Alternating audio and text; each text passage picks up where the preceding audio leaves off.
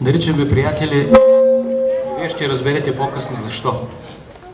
Затова още веднъж добре дошли малки, малко по-големи и още по-големи приятели.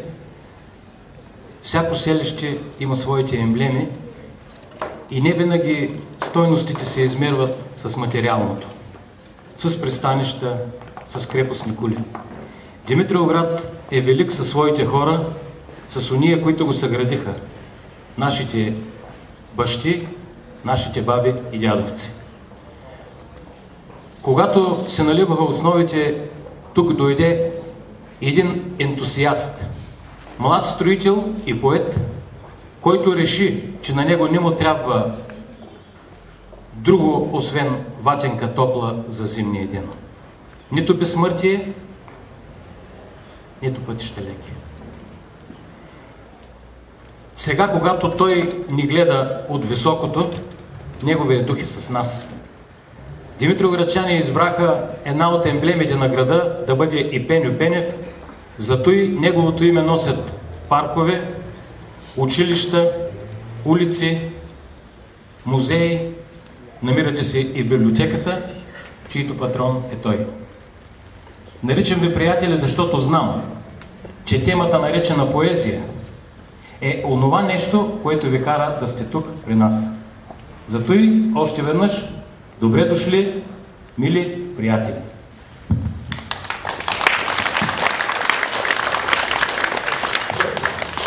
Добре дошли от мен и благодаря на всички мои колеги от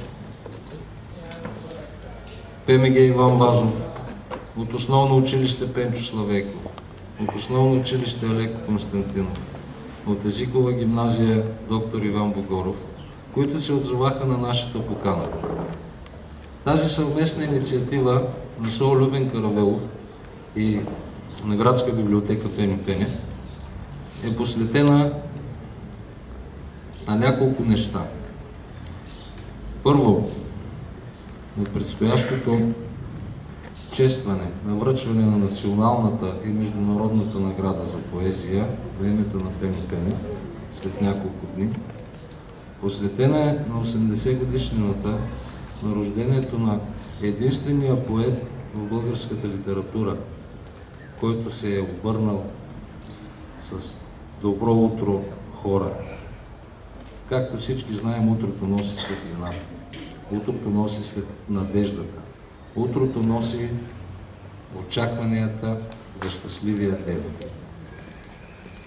Нашият условно наречен открит урок е озаглавен "Мечтите остават".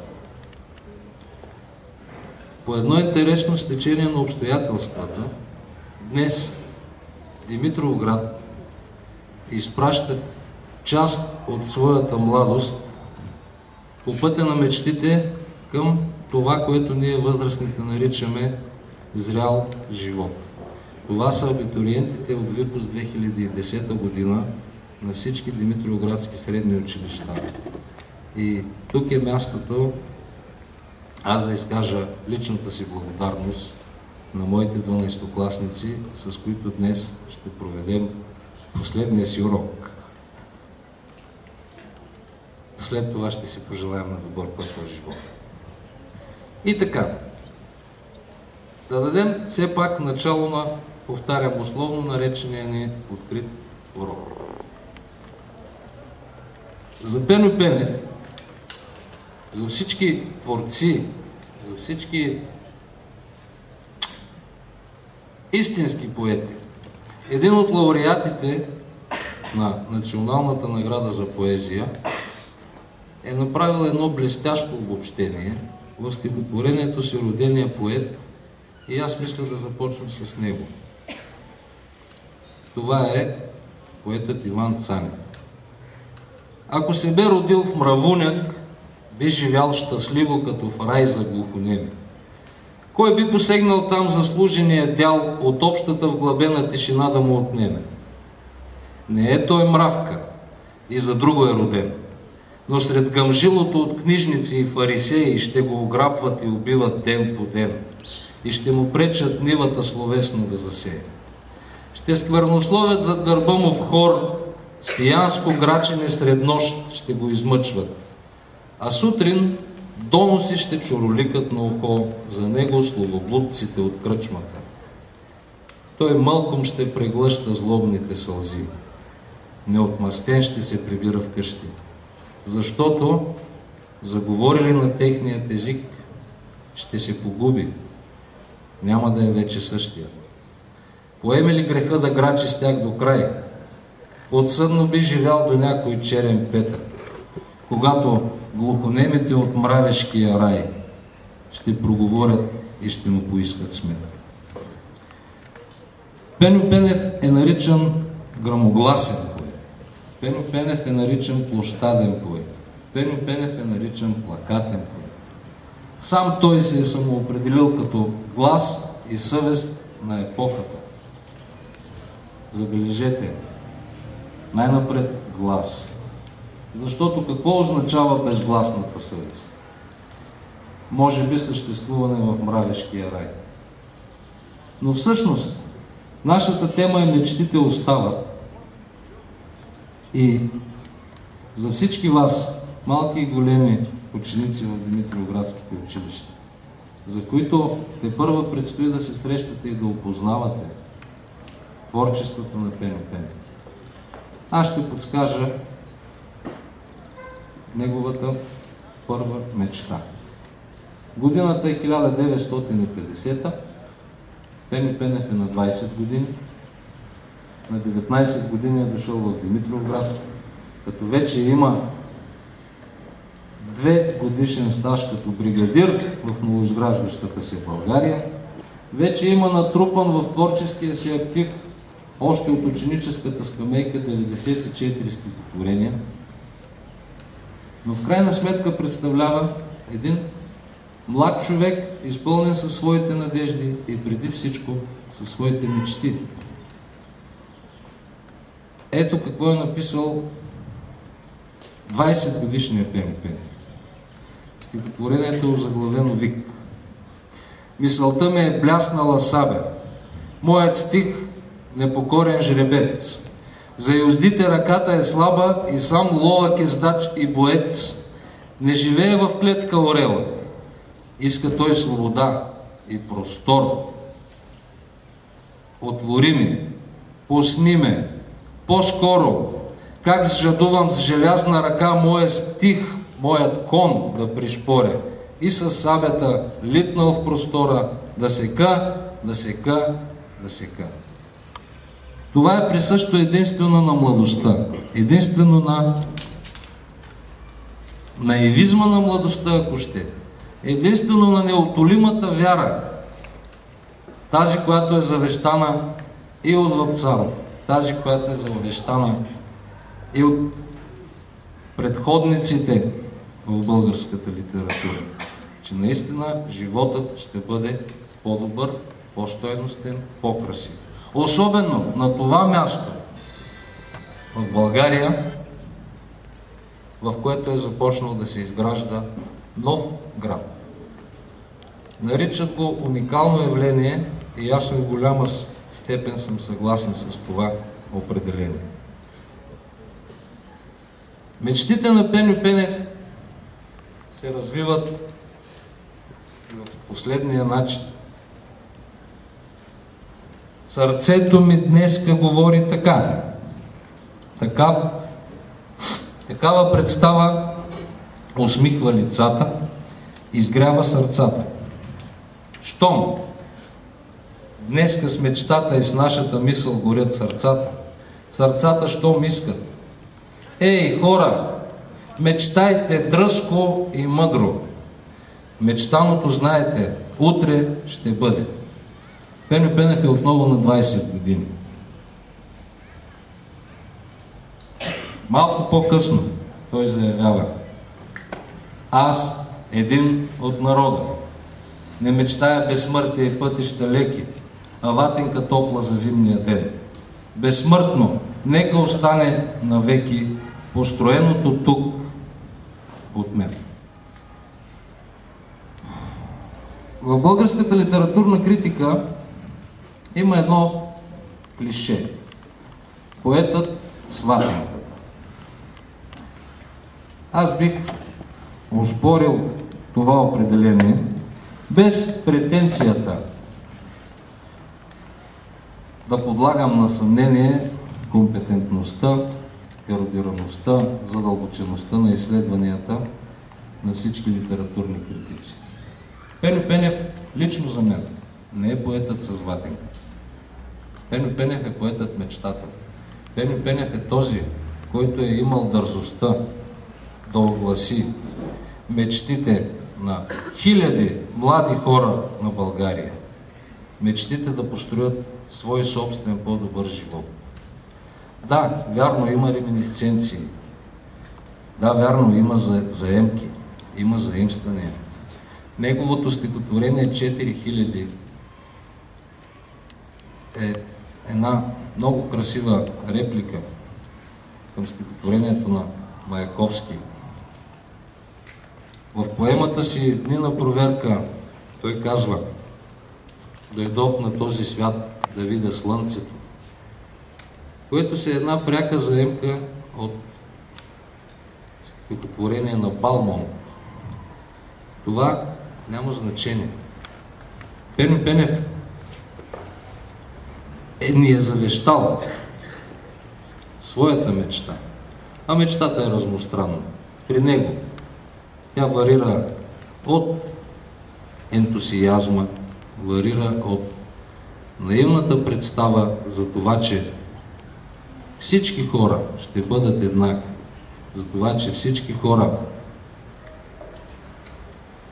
единно, дори ако щете под строй, ще се стремят към изграждане на по-добро бъдеще. Пеньо Пенев носи мечтата в себе си и тази мечта понякога е изпълнена с болка. Мечтата на Пеньо Пенев е свързана и с любовта. И младият Пеньо Пенев пише стихотворение, което дълги години не е включено в официалните стихосбирки. Ние обаче не сме се събрали тук да подлагаме на критика онова, което щатните поетически величия и щатните литературно-критически величия години наред са се опитвали да втълпят за личността и творчеството на Пеньо Пенев. Ето, самото му стихотворение от 14 юли 1951 година носи заглавието "Мечти". Такава утрин искам двама полята росни да вървим, сами в покой невъзмутим, където никого да няма, в очите ти добри, смирени, да се оглеждат небеса, да вплитам в твоята коса глики, макове червени, с ръка обгърнал твоето рамо, да ти разказвам за скръбта, родена в мен от обичта към тебе само. О, тая мъка с неизбежност в гърдите ми тежи, расте, и нося в тях към теб, дете, и обич, и сурова нежност. Както сами виждате, без да сме специалисти като съвкупност по отношение на Пеньо Пенев. Тук няма плакатност, няма площадност, няма гръмогласие. Има чиста изповед на една все още необременена с товарите на живота душа. Същият е Пеньо Пенев и в стихотворението си "Сини, чисти, дълбоки очи". Сини, чисти, дълбоки очи. Аз потъвам в лазура им пролетен, а небето щастливо мълчи и целува нежното поле. Слушам как звучи любовта.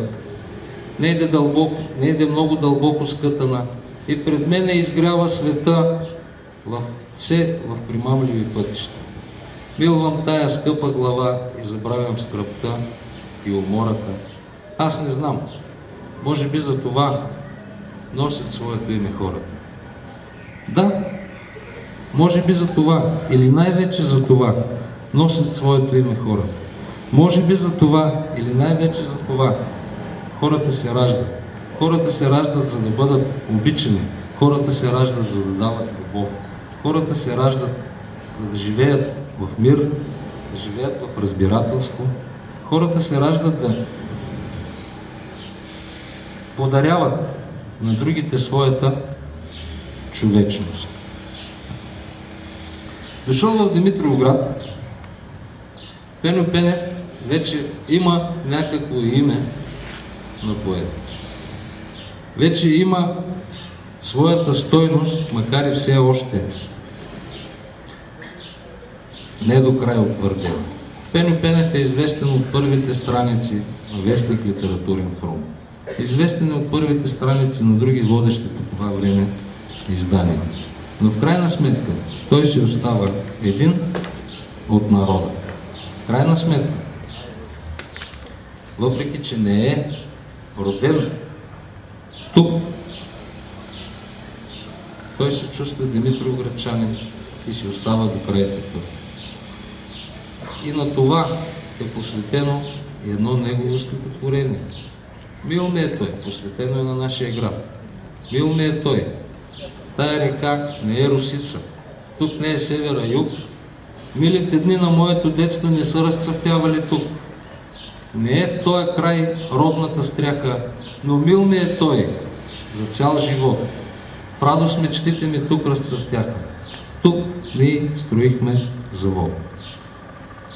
Не е възможно в рамките на един учебен час или на два учебни часа или на два астрономически часа да обхванем всичко, което представлява като значение, всичко, което представлява като мащабност на внушението, всичко, което представлява като панорама на изложението Пеньо Пенев. Нашата цел не е такава. Към възприемането на Пеньо Пенев, освен нормативността, има още няколко пътеки. И затова ние с господин Илко Чамов решихме на вас, младите димитровградчани, да ви подскажем една от възможните пътеки за възприемане на Пеньо Пенев. В едно свое стихотворение той всъщност го е писал и това беше и така простичката идея. Той казва, има две пътеки. Едната е към столовата, а другата е към библиотеката. Да, става въпрос за една стилистика на едно друго време. Става въпрос за една лексика на едно друго време. Но това, което е ценното, вие да знаете, едната от пътеките за възприемане на творчеството на Пеньо Пенев е към библиотеката. Другата от пътеките за възприемане на творчеството на Пеньо Пенев е музеят, който носи неговото име. Третата пътека сме ние, вашите учители. Защото ние няма да ви налагаме как да го възприемем. Ние просто ще се опитаме да ви подскажем, че във всяко време, колкото то да е смутно, колкото то да е тревожно, колкото то да е бездуховно, колкото да е лишено от нравственост, има стойностни неща. Част от тези стойностни неща е и поезията на Пеньо Пенев. Освен мечтите, освен ентусиазма, Пеньо Пенев носи своите разочарования. Той, който се е определил като глас и съвест на епохата, в един момент се оказва изолиран. В един момент се оказва недолюбван. В един момент тази изолация му носи дълбоко страдание. Има много спорове за това дали вследствие на болестта си, дали вследствие на невъзможност да преодолее драматизма на тази изолация, дали вследствие на житейските си несполуки или преднамерено показно, т.е. сложил край на живота си.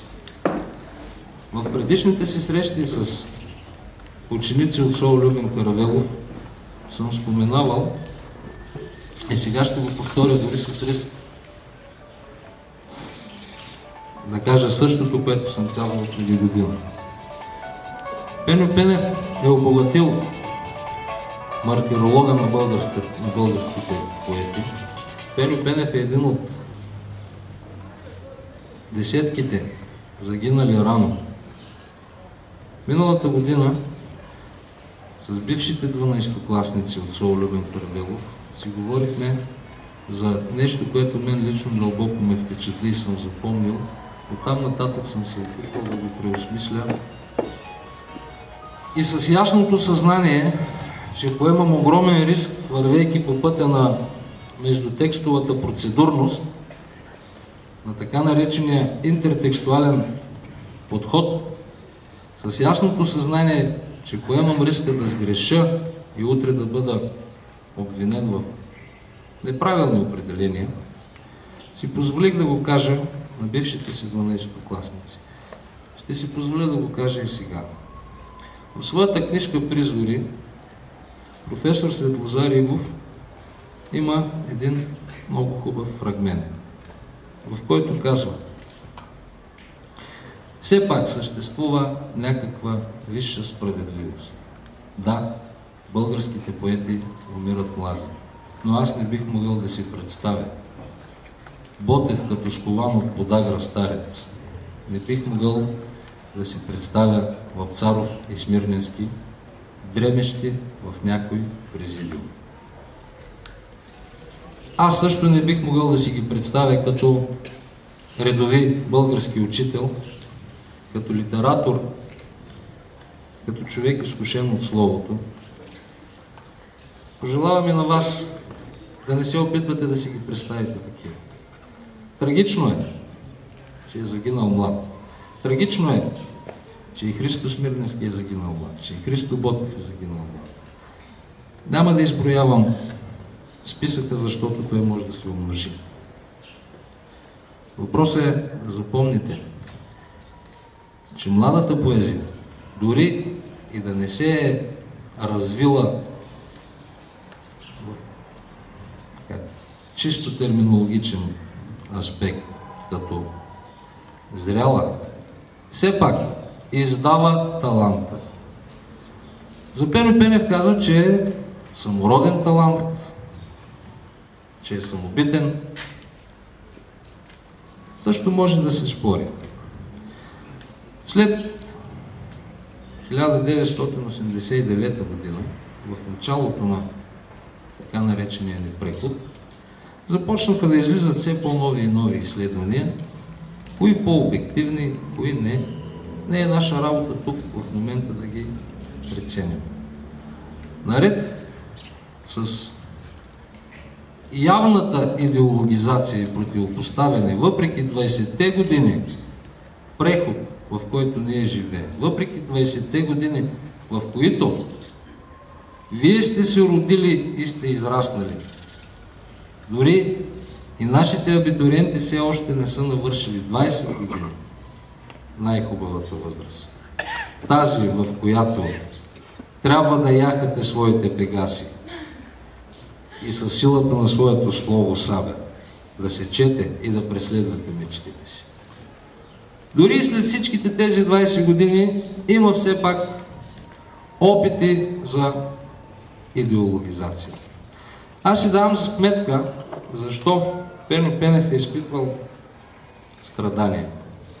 Ами в онова време, когато е имало наложена догматична, нормативна естетика, когато единствено, пак ще го повторя, щатните поетични величия и щатните литературно-критически величия са казвали кой е и кой не е, да се самоопределиш като глас и съвест на епохата и да трябва да се примиряваш с това, че или ще вървиш в ешалона, или ще трябва да легнеш на релсите сам което означава по някакъв начин. Ето каква е кореспонденцията въпреки рисковете на междутекстовата процедурност.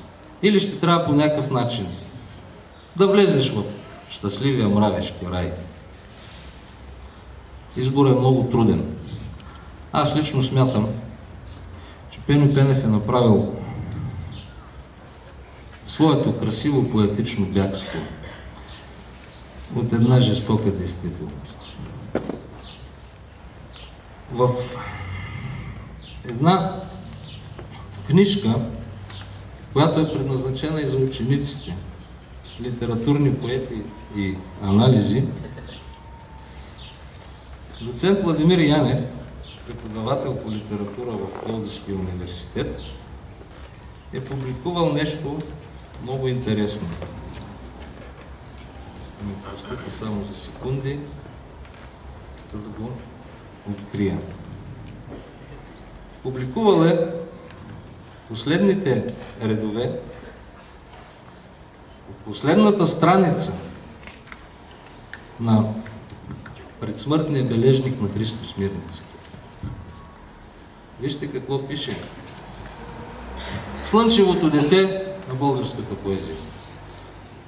В едно свое писмо до приятеля си Васил Павурджиев той изповядва: колко много боли, когато искаш да живееш, а когато всеки ден се къса по една от нишките, които те свързват с живота. Когато искаш да изгориш в пламъците на бунта, а гориш върху твърдото легло на туберкулозни. Когато искаш да вървиш с възторжени очи към слънцето, а пред теб се е спуснала вечерта и вече всичко тъмнее. Слънчевото дете на българската поезия, Смирненски, на последната страница в предсмъртния си бележник е написал това. И е хубаво да го знаете. Лакеи, лакеи, мръсни лакейчета, аристократични блюдолистчета. Напред, лакеи, бъдещето. Бъдещето е ваше.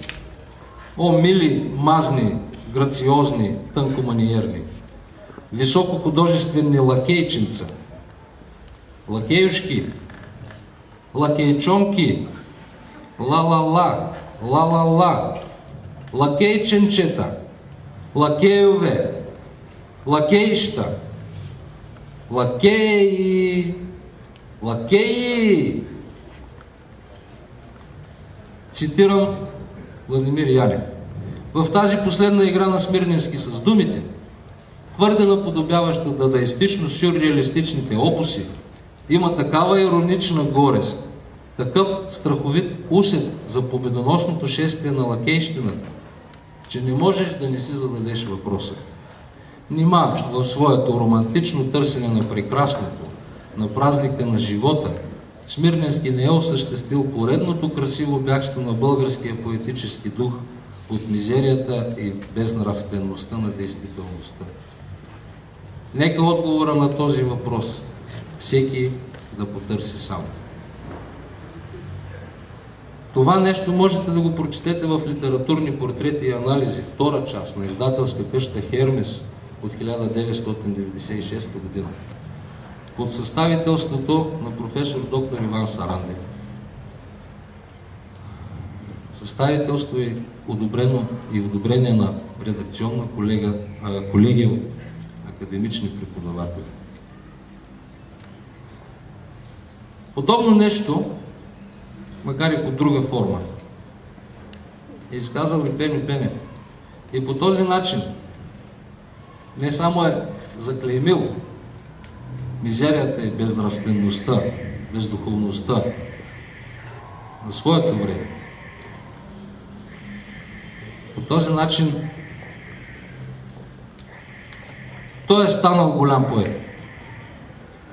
Стихотворението се казва Епоха. В гняв и жалба клокочат гърдите задъхани и тежи на езика ти дума неказана. на живота в долапа се ширнали плъхове, заменили с високите звания разума. С мръсни пръсти мерзавец душата ти рови, изкверни в нея всичко, що пей и гори. Да смени за стотинка, честа си готов. Защо не? Заменил би той тор за пари. И смърди тази чест. Денят става задушен. Вонят гнили души и коварство и кал. Слушаш този глас, който не искаш да слушаш. Идва този, когото не си позовал. Набий с вятър устата си. Мозъка с глупост, че виж, оня там в джоба си камък държи и се готви главата ти с него да щупи, щом не се покорява пред гнусни лъжи. А има път, има истини, има надежди. Те те мамят и чакат и викат: тръгни! Но с стиснати, свъсени вежди и стиснати зъби ти си още тук, в душните тягостни дни. Колко трудно е в нашия век да бъдеш честен човек. Без да се задълбочаваме в анализиране на текстовете, всеки един от вас сам може да усети каква е връзката, каква е близостта между двамата автори, които току-що цитират. Нека да си припомним, че слънчевото дете на българската поезия в своето емблематично стихотворение Юноша е казал: аз не зная защо съм на този свят роден. Не попитах защо ще умра. Тук дойдох запленен и от сивия ден, и от цветната майска зора. И финала на стихотворението му. И тогава, залюбен в тълпите, пленен от стоцветната майска зора, аз ще знам защо съм на този свят роден. Извинявайте, вълнувам се, сгреших. Без да питам защо съм на този свят роден, аз ще знам за какво да умра. Има близост. Оспорима е, но може да се намери. Ето е близостта. Аз, един от народа, не мечтая безсмъртие и пътища леки, а ватенка топла за зимния ден. Безсмъртно нека остане навеки построеното тук от мен. Струва си заради мечтата да се изживее един живот. Затова не бива да го забравяте, въпреки че ние, вашите учители, няма как да ви наложим, как да възприемате поезията. Но не бива да забравяте посланието на Пеньо Пенев. Ей, хора, мечтайте дръзко и мъдро. И мечтаното, знайте, ще бъде. Всъщност, като заговорихме за междутекстова процедурност, за опити за сближаване на различни поколения поети, малко нетрадиционно ще направя една връзка с една млада димитровградска поетеса, бивша възпитаничка на нашето училище, която по свой начин е изразила разочарованието си от днешната действителност. А вие сами преценете, има ли близост с епоха на Пеньо Пенев или не. Стихотворението се казва Пейзаж. Дама някаква клати на бара, епилирани дълги бедра. Смехове и въздишки поквара, в миша дупка дали да се свра. Проститутки и потни мъжаги, плюя всякак на този елит, като укор към мен се протяга мръсен просек, пиян и пребит. Пак ли моето място го няма? Сред неона животът върви, а онази повърхностна дама силиконови устни черви. И отново се смесвам с пейзажа, като някакво сиво петно. Чакам четката да ме размаже и картина да стана. Дано. Ето още едно стихотворение от същата млада поетеса, чието име ще научите след малко. 21 век. Сърцето ми спира, душата ми пари. Отказвам се, Боже, от този живот. Отсреща на масата пушат цигари децата на моя изстрадал народ. Небето безсрамно дъжда си съблича, нима тук е слезнал небесният ад. Разблудна девойка във вярност се врича на чашата, пълна с фалшив опият. Не вярвам в Господ, в себе си също. Какво е Лапцаров без вяра живот? Отсреща пияни до лудост повръщат децата на моя изстрадал народ.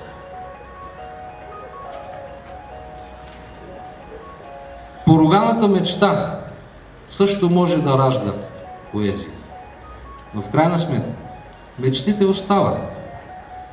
Ето, още една отпратка към възможните прочити на Пеню Пенев. След като чухте стихотворението на Диляна Христова, която наистина лично за мен много зряла за своите 23 години,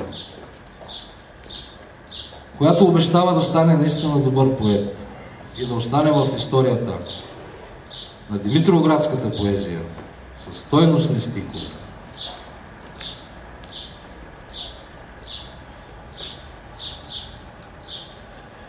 Която има дързостта да огласи поруганата си мечта. Във връзка с мечтите има и по-весели неща. Покажи ми любов. Покажи ми любов, че без тебе не мога. Подари ми прекрасни мечти. Дай ме слънце и нежност да повярвам, че мога, като птица да литна в зори. Нека с теб се усмихвам и докосна звездите. Нека с тебе от трепет горя. Искам слънцето парещо с ръце да достигна и да бъда най-силна в света. Ти си всичко, което в живота е нужно. Ти си шепот на морска вълна. Покажи ми любов, че без тебе не мога да живея с волна душа. Слушам нежната песен на щастливите птици и се радвам, че ти си навред. Дай ми всичко, което на човека е нужно, да живее с крилато сърце. Аз те виждам навсякъде, на където погледна. И те искам, жадувам, към тебе вървя. Покажи ми любов, че за тебе си струва да пребродя до края тази земя. Това стихотворение е написано от една талантлива деветокласничка в село Любен Каравелов, която сега е сред нас. И тъй като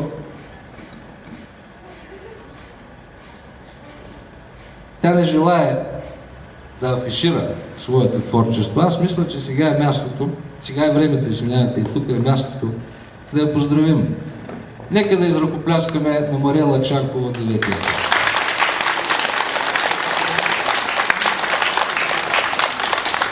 Предполагам сами, вече започнахте да усещате. Каква е връзката между мечтите и разочарованията? Каква е връзката между поколенията? Аз не знам дали успях да бъда достатъчно убедителен. Най-вероятно не. Това са рисковете на живото слово. Надявам се обаче, че не съм ви и разочарован. Но когато заговорим за мечти, те са свързани с думи. Когато заговорим за мечти, те са свързани с тяхното изказване. А когато те се изкажат, и то талантливо, се получава нещо красиво.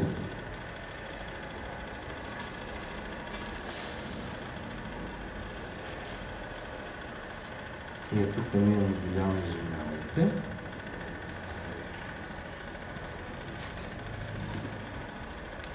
Получава се казването на неказаните думи, така както го е изрекал и Пеньо Пенев. Въпреки че неговата поетична стилистика се определя като патетична, той е направил едно послание към всички нас. В своето стихотворение, за което ще си позволя да ви кажа само в финала. До гръбнака на скели изправени, възвисете се хора и друми, да си кажем неща премълчавани, да си кажем неказани думи. Ето и една от пътеките, по които може да се поопознае Пеньо Пенев. Нашите опити на вас, вашите учители, да ви подскажем, да се опитвате разностранно, не едностранно, да възприемате поезията в цялата нейна прелест и в цялата нейна красота. Поезията не е само красива подредба на думи. И за това и ние тук не си говорим само красиви думи. Аз лично не правя пред вас упражнения по красноречие. Опитвам се да споделя в този условно наречен открит урок някои неща, които са ме вълнували през годините. Някои неща, в които ние, вашите учители, когато сме били на вашата възраст, сме се опитвали да възприемаме. Пеньо Пенев е добре да се възприема не като поетът с ватенката, не като грамогласният поет, не като барабанчикът в похода. Пеньо Пенев е добре, лично според мен, да се приема като поет на мечтата. Като поет изстрадал неосъществената мечта. В крайна сметка, мечтите остават. Щом са записани на стихове, щом са записани върху лист, те остават един мост към вас. Те са съхранени в библиотеката и аз ви пожелавам да вървите по пътеката към нея, за да откривате себе си. Откривайки красивото в словото, вие в голяма степен ще откриете себе си. Вие в голяма степен ще израснете до онези хора, които пак Пеньо Пенев е възпял в най-драматичната си творба, която знам наизуст, но няма да ви я рецитирам, за да не губя времето си. В най-драматичната си творба, в тази творба, която действително го оставила като безсмъртен поет, която ще бъде един от бисерите в съкровищницата на българската поезия. Извинете ме за клиширания израз, за момента не се сещам за по. Ще има пак звезди и кучета ще има. Вие ще към тях, както преди. Но нека вярата не оскъднява. Яснее онзи мирен ден отвъд. Човекът е човек тогава, когато е на път. Ето, станахме свидетели на готовността на Мариела да извърви до край земята в името на любовта. Станахме, макар и за кратко, свидетели на мечтите на Пеньо Пенев да върви по един път, в който ще стигне до мирния ден отвъд. Да, той носи ясното съзнание, че е дете на своето време. В поемата си Дни на проверка го казва: един велик, един брутален век над мен се срути. Нормално е. 20 век, всички вие знаете, е векът наистина на полярните световни противоречия. 50-те години на 20 век вече носят със себе си ужасяващия спомен за 2 световни войни, ужасяващия спомен за смяна на социални системи, ужасяващия спомен за стотици милиони човешки жертви. Няма как и Пеньо Пенев да не е повлиян от това. Наистина, той е дете на своето време. Той осъзнава трагиката на първата половина на 20 век. Диляна осъзнава трагиката на 20-те години на нашия преход. Осъзнава трагиката на първите 10 години на 21 век. Тя по-своему изразява своето несъгласие, по-своему изразява своя протест срещу поруганата мечта.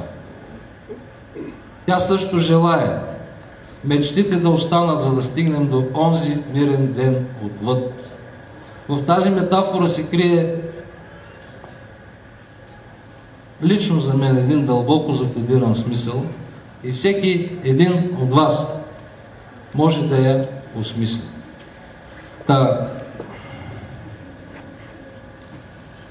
На финала на нашата среща, въпреки че можем да си говорим още часове, аз искам да ви дам един съвет. Пеньо Пенев не се нуждае от обговаряне. Пеньо Пенев не се нуждае от деструктивни и конструктивистки прочити. Пеньо Пенев не се нуждае от изследване под лупа на неговите модернистични, архаични и всякакви видове терминологични определения литературно-критически. Пеньо Пенев се нуждае от системен прочит. Пеньо Пенев се нуждае от осъзнаване. Пеньо Пенев се нуждае от препрочитане, което означава преосмислене, означава съпреживяване отново и отново, означава преоткриване. Лично за мен това е пътя към възприемането за творчеството на всеки един поет. Само така, според мен, можем да разберем, че нашият живот е създаден за мечти, че в крайна сметка ние сме тези, които сме родени от една мечта. Ние сме тези, които ще дадем мечтите на нашето поколение. Без значение дали то живее в шепите барутни на смутно време. Няма красиво и грозно време. Всяко време за себе си предполага и мечти, и разочарование. Ето в това е за мен посланието, лично според мен посланието на Пеньо Пенев. Нека вярата не оскъднява. Той е дошъл да възпее трудът на хиляди бригадири, построили от нищото един град. Успял е, възпял го е. И както каза Илко Чомов, е останал като един от символите на любовта на хората. Един от символите, които е намерил точното определение да остави в историята техните стремежи и мечти. Това са вашите баби и дядовци. Това са нашите родители, на нас по-възрастни. Нека не забравяме, че те са дошли тук да построят нашият живот по-красив. И за това мечтите остават. Нека да продължат и напред. Като финал бих искал да поздравя от името на нашите абитуриенти, които, както споменахме в началото, след няколко дни ще поемат по пътя на своите мечти. Бих искал да поздравя всички, които уважиха нашата среща. Насо Любен Каравелов и градска библиотека Пени Пенев, посветена на поета, с една великолепна песен, която аз лично се надявам, че утре може би ще стане химна на Димитровград.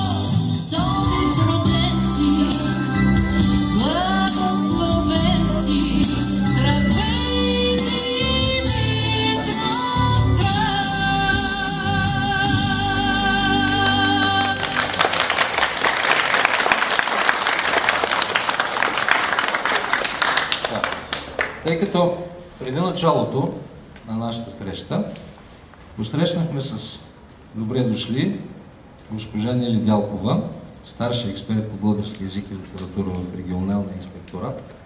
Сега аз искам да ви благодаря за търпението, което прояви, да изслуша условно наречения ни открит урок на тема "Мечтите остават". И както го предвидихме с Кълкошамо,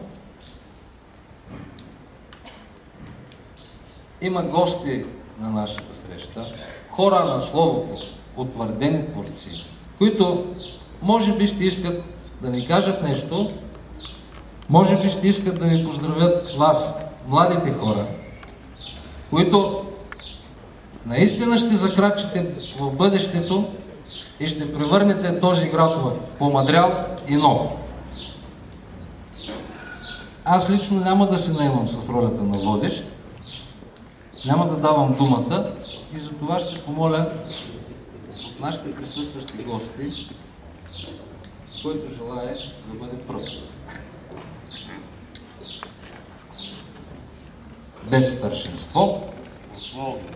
Условно казвам.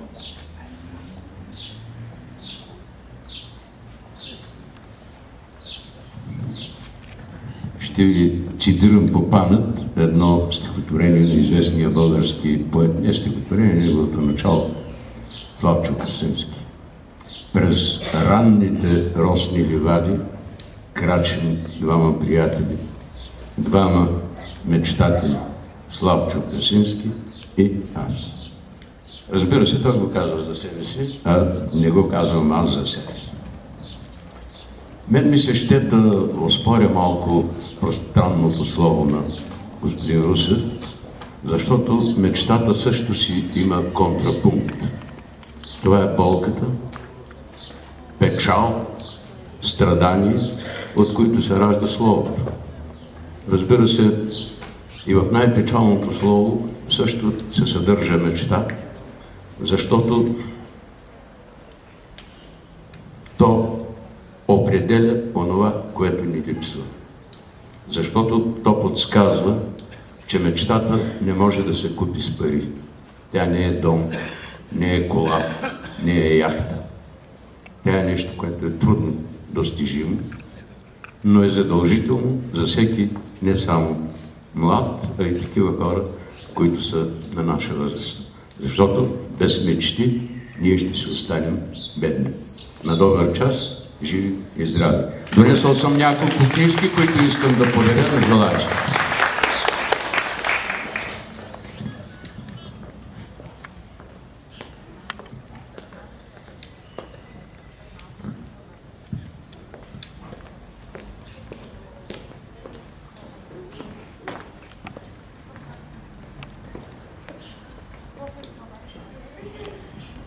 Добър ден от мен.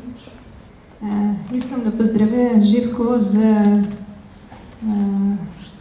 експозето му за този урок не само по минало, но и по настояще. И да му пожелая да бъде все така емоционално заразителен и когато общува със своите ученици, и когато общува с нас, неговите приятели, гражданите на Димитровград, да ни напомня, че ние имаме минало, да ни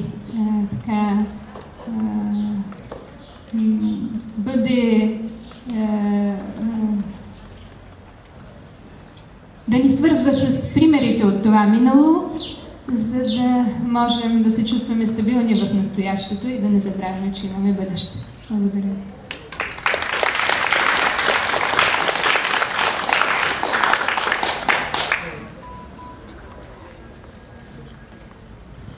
Здравейте! Много съм радостна първо, че присъствам на, ще цитирам господин Русев, другата форма на урок, на това интересно събитие, което не случайно е подбрано в лятната читалня на градската библиотека, доколкото разбрах. Само искам да кажа, че господин Русев много умело ви е водил през всички тези години по стъпките на живота, за да ви направи сега един своеобразен финал и да ви посочи, че животът преди всичко е мечти. Да не спирате да мечтаете. Тази отправна точка ви дадоха и вече успелите поети, хора на нашата зряла възраст.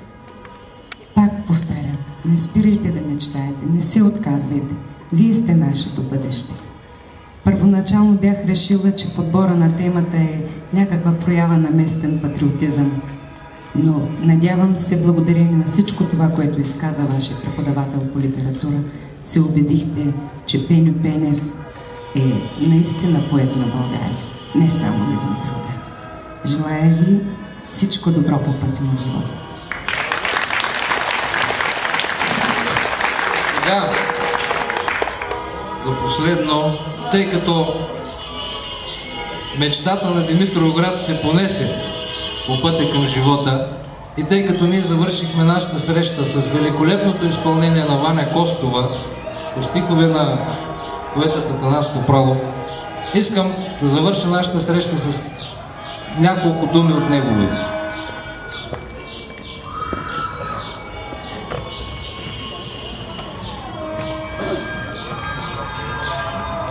Аз благодаря.